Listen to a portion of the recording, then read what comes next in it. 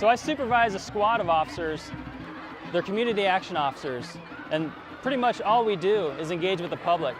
Our main priority, not only crime prevention, but is to reach out to the community in itself and the children to kind of break down that barrier and be a liaison between the police and the public. If you watch the news nationally, you'll see that there's a lot of fear of the police right now. There's a lot of misconceptions about things that are going on, and we want to show people that they don't want us to stereotype us into one group and say that, you know, cops are trigger happy. Well, we're all people, but we're all different people, and most of us are good people.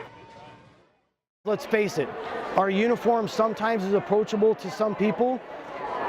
The car can be a little bit intimidating, but if we're on a bicycle and we're just riding around as a group, sometimes the community members feel more like they can just go up to us, and especially kids. And then in turn, I would say it's 100% positive when we come out to these events.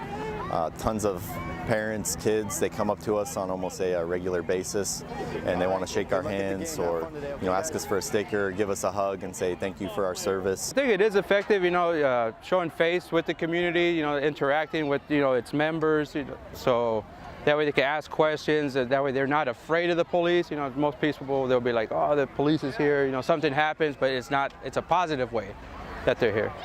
Most police, like, they try to help, but like they don't take part in the community, so I think them being here is like, it sets an example for like the younger ones. Because I'll tell you, the majority of the criminals out there are teenagers or early 20s. I grew up a military background, and from what I've known in my background and how I've grown up seeing the cops, anybody of authority has been white, and they like to hold that over you. Having more of a mixed culture in that area of the government, so to speak, I feel it would be better for the youth to see that they can, you know, aspire to become a cop. You know, it's not about your color. You know. That would be amazing. I would honestly like that. Racial diversity, perhaps more so than almost any other demographic category, is critically important to effective policing. The police have to police everyone. We're going where there are large venues of African Americans. We've been to Pilgrim Rest Baptist Church. We've been to Juneteenth, Martin Luther King. And what we do is we set up a recruiting table at these events or these venues and tell people about the opportunities on the Phoenix Police Department.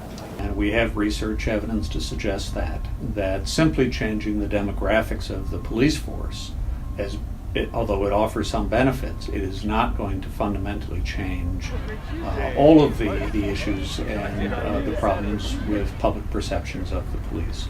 Much still depends on how the police behave. Irrespective of their demographics, how the police behave, how they treat citizens, how effective they are in dealing with community problems, ultimately will influence the relationship between the police and the public.